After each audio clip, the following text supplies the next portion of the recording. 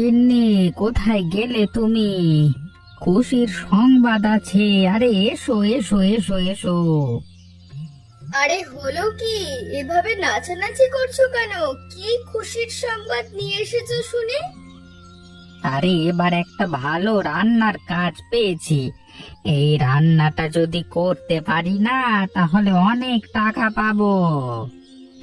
কোথায় রান্নার কাজ পেলে? এই যে শুনলে না, জমিদার বাড়ির মেয়ের বিয়ে, সেই বিয়েতে রান্নার দায়িত্ব আমার উপর এসে পড়েছে। আমাকে রান্না করতে যেতে হবে। কি বলছোটা কি তুমি গো? আমাদের মতো গরিবদের হাতে রান্নার ভার দিয়েছে? আমি তো ভেবেছিলাম হয়তো শহর থেকে ভালো ভালো রান্নার লোক আনবে। আমরা থাকতে আবার রান্নার লোক আনবে কেন? আমাদের নামটা কম নাকি? এই গ্রামের সমস্ত রান্না তো আমরাই করি। যাক, এবার যদি রান্নার টাকাটা পেয়ে যাই না, তাহলে এই ঘরটা একটু ঠিক করব। অনেক দিন ধরে এরকম ভাঙা পড়ে আছে। হ্যাঁ গো, এবার আমার অনেক স্বপ্ন পূরণ হবে। জমিদার বাড়ির বিয়ে বলে কথা, কম টাকা তো দেবে না। তুমি যাও যাও, সবকিছু জোগাড় করা শুরু করে দাও। দেখো রান্নায় যেন একটু এদিক ওদিক না হয়। দেখুন জমিদার মশাই, আমার একমাত্র মেয়ের বিয়ে এভাবে ভেঙে দিয়ে যাবেন না। আপনার আমার কথা একটিবার শুনুন। কিসের কথা শুনবো? আপনাদের এখানে আমাদেরকে ডেকে এনে ভরা সমাজে অপমান করবার কোনো মানে আছে? রান্না একটু এদিক ওদিক হতেই পারে, তাই বলে যে আপনাকে অপমান করছি এমন কোনো বিষয় নয়। আপনি হলেন এই গ্রামের জমিদার, আপনাদের রান্না বান্না এরকম হয় কিভাবে? আপনাদের ঘরের মেয়ে আমরা নি কিভাবে, আপনি বলুন তো? এমন করবেন না, মেয়েটার জীবনটাই নষ্ট হয়ে যাবে। আমি আমি গ্রামের জমিদার, মেয়ের বিয়ে ভেঙে গেলে সমাজে মুখ দেখাতে পারবো না। আর এই যে আমার এত অতিথি নিয়ে আমি এখানে বিয়ের আয়োজনে এসেছি, আমি কিভাবে তাদেরকে মুখ দেখাবো সেটা আপনি একবারও বুঝতে পারছেন না? দেখুন, একটু ভুলভ্রান্তি হয়ে গেছে, ক্ষমা দৃষ্টিতে দেখুন। এভাবে বিয়ে ভেঙে দিয়ে যাবেন না, বুঝতেই তো পারছেন ব্যাপারটা। আমি বুঝতে চাই না, আমি আমার ছেলের সাথে আপনার মেয়ের বিয়ে দেব না। আমি এই মুহূর্তে বিয়ে ভেঙে দিচ্ছি। দোহাই লাগে আপনার, দোহাই লাগে, আমাদেরকে ক্ষমা করে দিন। ছাড়ুন তো মশাই, এসব নাটক দেখতে আর ভালো লাগে না। যে বাড়িতে প্রথম দিনেই আপ্যায়নে এমন ঘাটতি হয়, সেই বাড়িতে ছেলের বিয়ে দিয়ে যে কি অবস্থা হবে তা আমার ভালোই বোঝা হয়ে গেছে। করলে ভজহরি, আমি তো তোমার উপরে ভরসা করে রান্নার সমস্ত দায়িত্ব তোমাকে দিয়েছিলাম। ক্ষমা করবেন হুজুর, আসলে আমি তো সবকিছু ঠিকঠাক ভাবেই রেঁধেছিলাম। রান্না করবার পর আমি চোখে দেখেছি, তেমন কোনো সমস্যা তো দেখতে পেলাম না। তাহলে তোমার চোখের সামনে যে ঘটনাটা ঘটে গেল সেটা কেন হলো তুমি বলো? রান্নায় এমন কি ব্যবহার করেছো যাতে রান্নার স্বাদ এমন পাল্টে গেল আর এমন ঝালে পরিণত হলো? আমি আসলে জানি না কেন কি হয়েছে। আমি সত্যি বলছি, আমি কিছু করিনি। আবারও মিথ্যে কথা বলে যাচ্ছ। বরপক্ষের প্রত্যেকটা মানুষ ঝালে পাগল হয়ে গেছে, এটা তুমি ঠিক করলে না ভজহরি। দয়া করুন হুজুর, আমি আসলে এমন কিছু করিনি। আমাকে ক্ষমা করে দিন, আমাকে শাস্তি দেবেন না। শাস্তি তো তোমাকে পেতেই হবে, আর তোমার শাস্তি হলো এই মুহূর্তে তুমি আর তোমার পরিবার এই গ্রাম ছেড়ে চলে যাও। ক্ষমা করুন হুজুর, আমাদের যে আর যাওয়ার কোনো জায়গা নেই। আমরা গরিব মানুষ, কোথায় গিয়ে থাকবো? তোমাদের আরো কঠিন শাস্তি দেওয়া উচিত ছিল। নেহাত আমি ভালো মানুষ বলেই তোমাদেরকে গ্রাম ছাড়ার আদেশ দিয়েছি।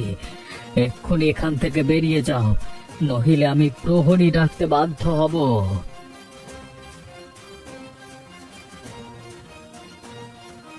হায় হায় রে, আমার কি হলো? আমার মেয়ের জীবন আমি নিজের হাতে নষ্ট করে দিলাম। আমাকে ক্ষমা করিস মা, আমাকে ক্ষমা করিস। তুমি সেই রাধুনি না, যে পাশের গ্রামে জমিদারের মেয়ের বিয়েতে অঘটন ঘটিয়েছো? হ্যাঁ, আমি সেই রাধুনি, কিন্তু আমাকে চিনলে কিভাবে? না চেনবার কি আছে? এই ঘটনা তো পুরো 10 গ্রামে রটে গেছে। আমিও তো ছিলাম সেখানে। এই গ্রাম থেকেই তো বরপক্ষ গেছিল। কি বলছো? এই গ্রাম থেকেই বরপক্ষ গিয়েছিল, আর আমি কি না এই গ্রামে চলে এসেছি? নিশ্চয়ই তোমাকে ওই গ্রাম থেকে বিতাড়িত করেছে, তাই না? এই জন্য এই গ্রামে এসে আশ্রয় নেওয়ার চেষ্টা করছো। বিশ্বাস করো বাবা, আমি এমন কিচ্ছু করিনি। শুধু শুধু এমন কেন হলো কিছুই বুঝতে পারছি না। আমি গরিব মানুষ, কোথায় যাব? যেখানেই যাও না কেন, এই গ্রামে জায়গা পাবে বলে মনে হয় না। কারণ এই গ্রামের জমিদার ওই গ্রামের ওপরে বেজায় রেগে আছে। এই গ্রামে কি কোথাও রান্নার কাজ পাওয়া যাবে না? একটুখানি আশ্রয় আর রান্নার কাজ পেলেই হতো। না গো, যদি এইখানে তোমাকে আর এই গ্রামের জমিদার দেখে, তাহলে তোমাকে আরো বড় শাস্তি দেবে। হ্যাঁ, তার ছেলের বিয়ে পণ্ড হয়েছে তোমার কারণে। কি যে যন্ত্রণা! এখন যে কোথায় যাই, কোথায় গিয়ে থাকবো? এখন তো মনে হচ্ছে জঙ্গল ছাড়া কোনো উপায় নেই। যাও যাও, জঙ্গলে গেলেই বাঁচো। আরে আমি ভালো মানুষ বলেই তোমাকে ধরিয়ে দিলাম।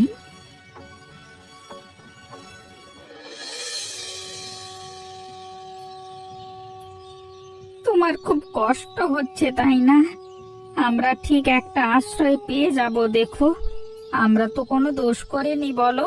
আশ্রয় পেয়ে গেলেই তুমি সুস্থ হয়ে উঠবে।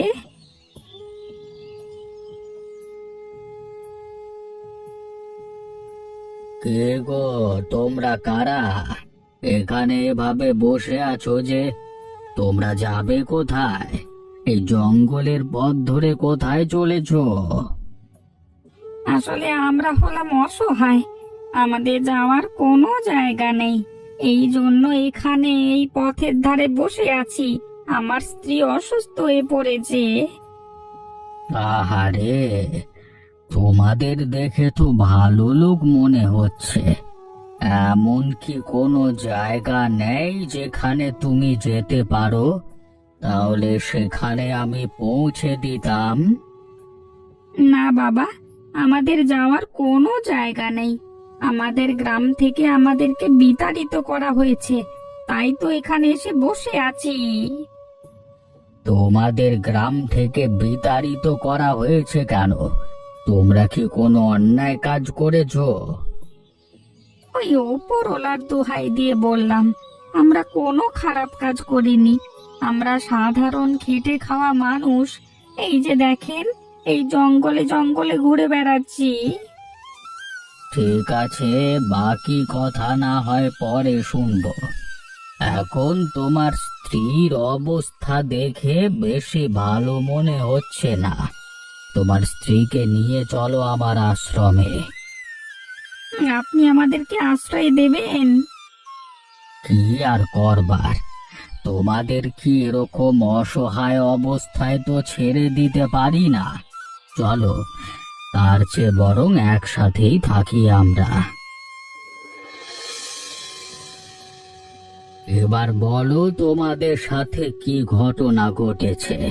তোমাদেরকে কেন গ্রাম থেকে বের করে দেওয়া হয়েছে? সমস্ত ঘটনা আমাকে খুলে বলো। আমি সাধারণ একজন রাঁধুনি, গ্রামের কোনো অনুষ্ঠানে রান্না বান্না করে থাকি। আমার হাতের রান্নার বেশ প্রশংসা রয়েছে গ্রামে। তা না হয় বুঝলাম, কিন্তু হঠাৎ করে কি এমন ঘটলো? আমার গ্রামে জমিদার মহেন্দ্রের একমাত্র মেয়ের বিয়ে।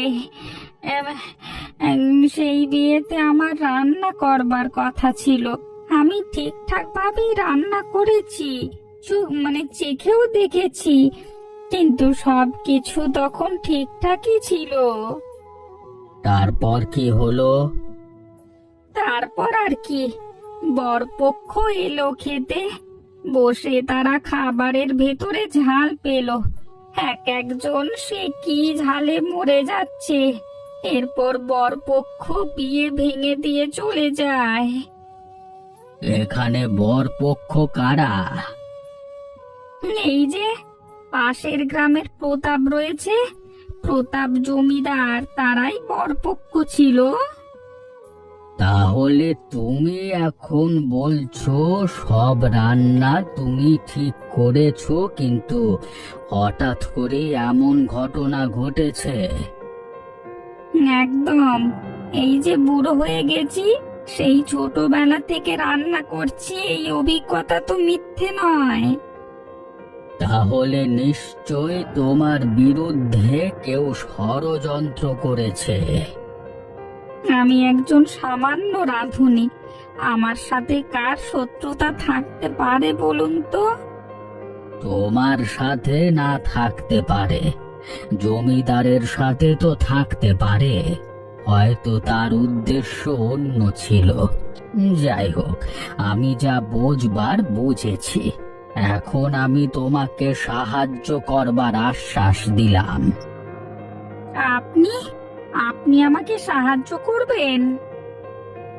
অবশ্যই করব। দুজন নিরপরাধ মানুষ এইভাবে ভুগবে, সেটা তো আমি চাই না। আমি তোমাদেরকে নির্দোষ প্রমাণ করেই ছাড়ব।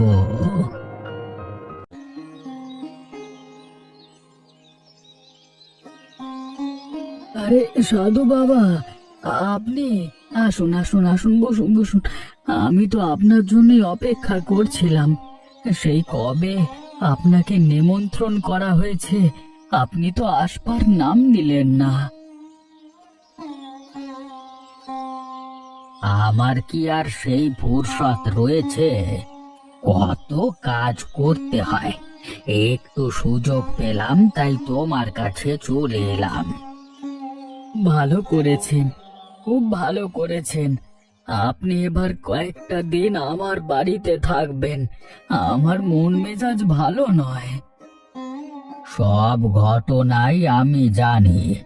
তোমার সাথে যা ঘটেছে তা অত্যন্ত দুঃখের একটা ঘটনা।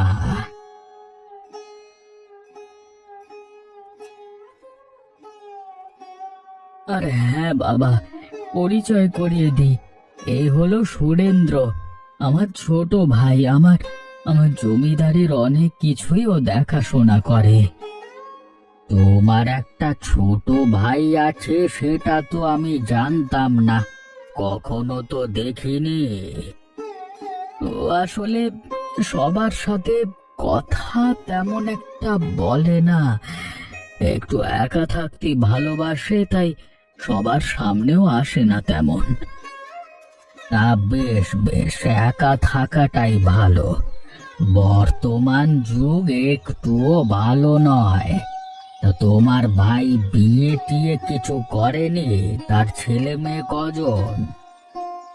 না, কয়েকবার চেষ্টা করেছিলাম ভাইকে বিয়ে দেওয়ার জন্য, কিন্তু আমার ভাই রাজি হলো না। বলল এসব তার জন্য নয়, সেই জন্যই তার সংসার করা হয়ে ওঠেনি ওর। সব কিছুই বুঝতে পারলাম। যাই হোক, তোমার এখানে এসে ভালো লাগলো। আমি কিন্তু এখানে কয়েকদিন থাকবো, ঠিক আছে? আমার থাকবার ব্যবস্থা করো। তাই বলো, তোমার সাথে আড্ডা দিয়ে কিন্তু আমার বেশ ভালোই লাগলো। তোমার ভাই বলল তুমি মানুষের সাথে তেমন কথা বলো না, কিন্তু আমার সাথে তো পুরোটাই উল্টো। যার তার সাথে কথা বলতে আমার ভালো লাগে না, মানুষ বুঝে কথা বলি। আপনাকে আমার ভালো লেগেছিল বোধহয়, তাই বলে আমি আমি কথা বলতে রাজি আছি। তোমাকেও কিন্তু আমার বেশ পছন্দ হয়েছে। এর উপহার স্বরূপ তোমাকে আমি একটা কথা বলি। আমার কিন্তু অনেক শক্তি, এমন শক্তি যে তুমি যা চাইবে তাই তোমাকে দিতে পারবো। কি বলছেন আপনি বাবা? আমি যা চাইবো আপনি তাই আমাকে দিতে পারবেন? একদম তাই। এমনকি এই জমিদারি পুরোটাই তোমার করে দিতে পারবো। তুমি শুধু একবার আমাকে বলো কেমন। না না না না না না, আমার এই জমিদারি কিছু লাগবে না।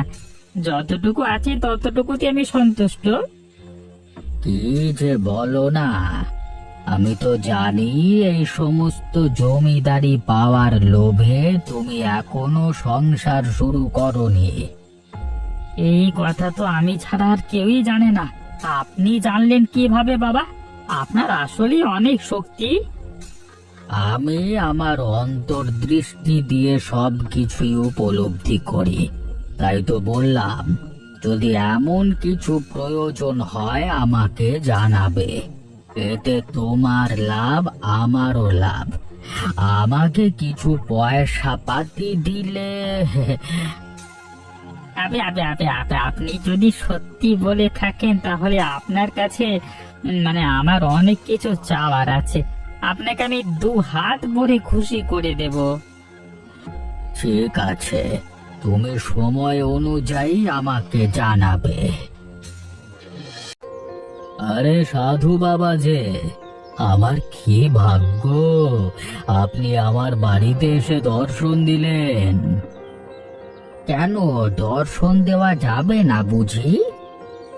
কি যে বলেন আপনি! আমি আপনাকে কত কত করে খবর দিই, আপনি তো আর আসার নাম নেন না। কি আর করবার, আজকে একটা বিপদে পড়েই তোমার কাছে এসেছি।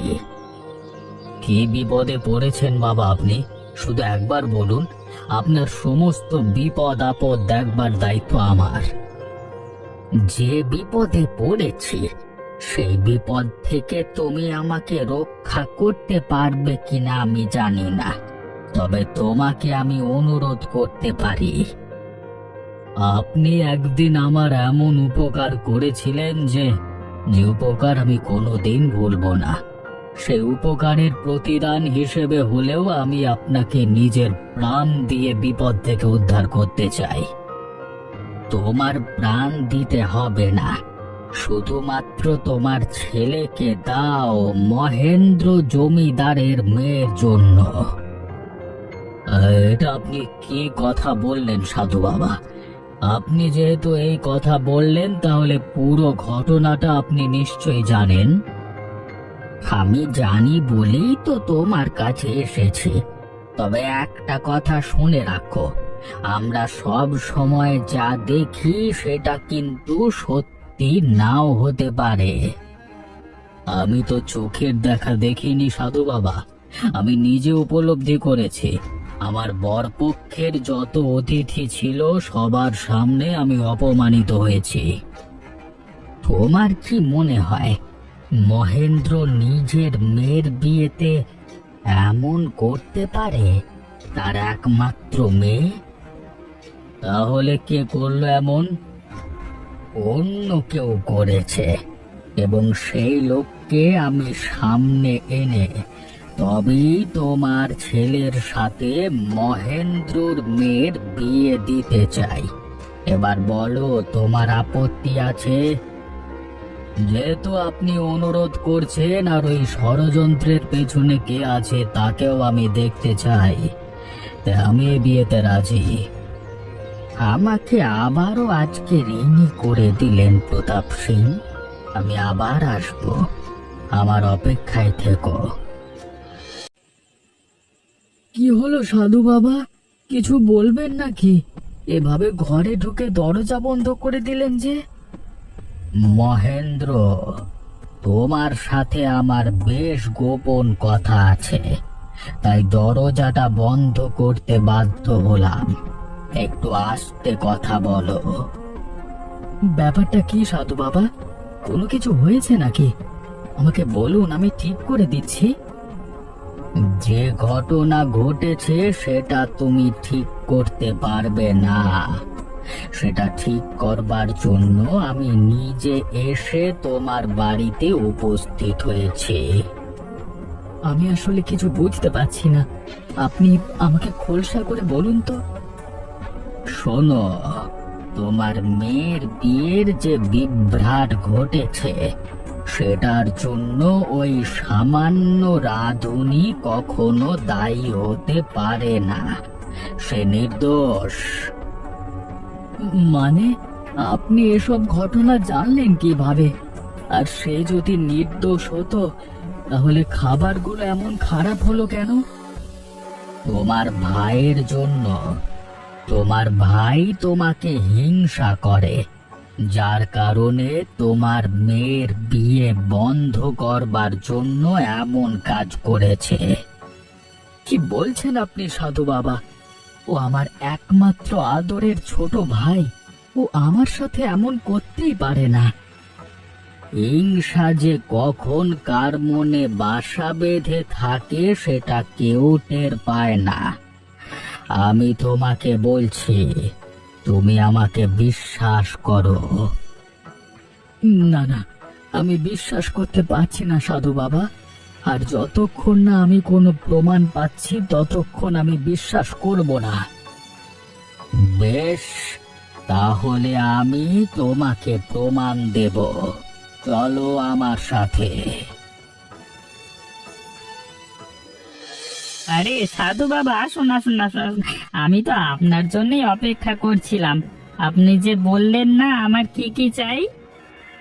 আমি তো সেই কারণেই এসেছি। তুমি যা চাও তোমাকে তাই দেওয়া হবে।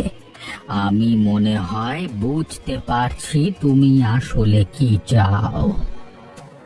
আচ্ছা বলুন তো আমি কি চাই। তার আগে তুমি বলো তুমি কি চাও। আমি পুরো জমিদারিত্ব চাই। আমি চাই ওই জমিদারের সিংহাসন থেকে আমার ভাইকে সরিয়ে দিতে। তুমি এমন কেন করতে চাও? তোমাকে তো জমিদারির কিছু অংশ দিয়ে দিয়েছে। কেন নেব না আমি? কেন ওই অতটুকু জমিদারের অংশ নিয়ে আমি ওর দয়াতে বেঁচে থাকবো? এই জমিদারির জন্য আমি আজ পর্যন্ত বিয়ে করিনি। তাহলে আমি ভুল না করলে বিয়ের খাবার তুমি নষ্ট করেছিলে, তাই না? আপনি একদম ঠিক কথা বলেছেন।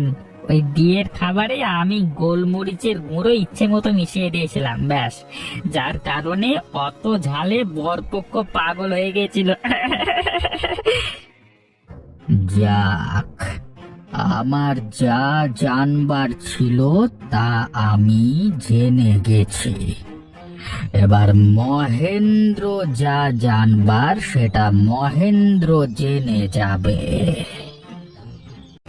কেন করলি তুই সুরেন্দ্র এমন? আমার উপরে তোর কিসের রাগ, কিসের এত হিংসা? আমি তো তোকে বলেছিলাম তুই বিয়ে কর। আমি কেন বিয়ে করব? কিসের জন্য? আমার জমিদারি নেই। এ বাড়িতে আমার স্ত্রী এলে তাকে কাজের লোকের মতো খাটতে হতো। তুই ভুল ভাবছিস। আমি তোকে বিয়ে করতে বলেছিলাম বংশধরের জন্য। আমার একটা মাত্র মেয়ে, তাকে বিয়ে দিলে এই জমিদারি কে দেখবে? শুধু এটুকু এটুকু বলে এতটা কাল তুমি আমার সাথে বেইমানি করেছো দাদা। সব বিষয়ে তুমি কেন এগিয়ে যাবে? কারণ আমি ভালো মানুষ, আমি প্রজাদের দুঃখ বুঝি। তুই ভালো না তো, তুই তো বেঈমান। এখন বুঝতে পারছি তুই যদি এই গ্রামের জমিদার হতিস তাহলে এই গ্রামের মানুষের কখনো ভালো হতো না। এই জমিদারি পাওয়ার জন্য আমাকে যা করা প্রয়োজন আমি তাই করব। শুধুমাত্র এই সাধুর জন্য আজকে আমি ধরা পড়ে গেলাম। সাধু বাবা যখন সবকিছু আমাকে খুলে বলেছিল আমি কিচ্ছু বিশ্বাস করিনি। তবে আজকে আমার চোখের সেই কালো পর্দা সরে গেছে। তুই এখন এই মুহূর্তে এই জমিদার বাড়ি ছেড়ে চলে যাবি। কাজটা তুমি ভালো করলে না দাদা। আমি ফিরে আসবো একদিন আমার অধিকার বুঝে নিতে। আমি ফিরে আসবই এবং এই গ্রামের জমিদার হব আমি। আমাকে ক্ষমা করো ভজহরি, আমি আসলে ভুল ভেবেছিলাম তোমার রান্নায় কোনো গাফিলতি হয়েছে। অবশেষে আমি নির্দোষ প্রমাণিত হলাম। আমার এত বছরের পরিশ্রম সব এক নিমেষে শেষ হয়ে যেত জমিদার মশাই। আমি বুঝতে পারছি, ছোটবেলা থেকে এ গ্রামের রান্না বান্না তুমিই করো। এখানে তোমার মান সম্মান অনেক বড়। আপনি যে নিজের ভুল বুঝতে পেরেছেন, গ্রামের মানুষ যে জানতে পেরেছে আমি কিছু করিনি, এটা আমার জন্য অনেক কিছু। আমি তো ভুল করেছিলাম, আমাকে ক্ষমা করে দিও ভজহরি। আজকে থেকে এই জমিদার বাড়ির সমস্ত রান্না বান্নার দায়িত্ব তোমাকে আর তোমার বউকে দেওয়া হলো।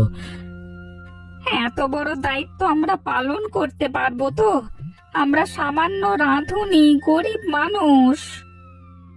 পারবে না কেন? অবশ্যই পারবে। আর আজকে থেকে তোমরা তো গরিব নও, তোমরা এখন থেকে মৃত্যু পর্যন্ত এই জমিদার বাড়িতেই থাকবে। সবকিছুই সম্ভব হয়েছে এই সাধু বাবার জন্য। সাধু বাবার জয় হোক। আপনার কাছে অনেক অনেক কৃতজ্ঞতা প্রকাশ করছি সাধু বাবা। তুমি ঠিক কথা বলেছ ভজহরি। এই সাধু বাবা না থাকলে আজকে এত বড় ষড়যন্ত্রের জাল ফাঁস হতো না। আমি আসল মানুষ চিনতে পারতাম না, না জানি আর কত ক্ষতি হতো আমার।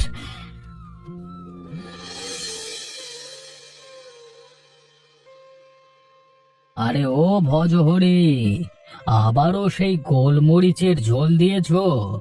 এবার না জানি আবার কোন নদীতে নামতে হয়। চিন্তা করবেন না বাবু, এবার স্পেশাল ভাবে বানিয়েছি। এমন গোলমরিচের ঝোল বানিয়েছি, মনে হবে না এটা গোলমরিচ দিয়ে বানানো। যাক, তাহলে আর চিন্তা নেই, নিশ্চিত ভাবেই খেতে পারি। সে অত ছাড়াটা কোথায়? জমিদার বাড়ি থেকে তাকে বিতাড়িত করা হয়েছে নাকি? হ্যাঁ প্রতাপ, তুমি চিন্তা করো না, ওটাকে বিদে করে দেওয়া হয়েছে। ওটাই তো সব নষ্টের মূল। তবে আমি একটা কথা বুঝতে পারলাম না, যদি গোলমরিচ মেশানো হয় তবে তো এত ঝাল লাগবার কথা নয়। ঠিক বলেছ, তবে গোলমরিচের সাথে শুধু গোলমরিচ নয়, লঙ্কা মেশানো হয়েছিল। গোলমরিচ স্বাদ নষ্ট করবার জন্য, আর লঙ্কা ঝালের জন্য। আপনি আমার চোখ খুলে দিয়েছেন সাধু বাবা। আমি তো মহেন্দ্র জমিদারকে ভুল বুঝে আমার ছেলের জন্য তাকে না করেই দিয়েছিলাম। এবার যখন সবকিছু মিটে গেছে, আবার তোমরা এক হয়ে যাও। আশা করছি তোমাদের মধ্যে আর কোনো ভুল বোঝাবুঝি থাকবে না। ভুল বোঝাবুঝি হলেই বা কি হবে? আপনি তো আছেন বাবা, আসুন আসুন একসাথে খাই।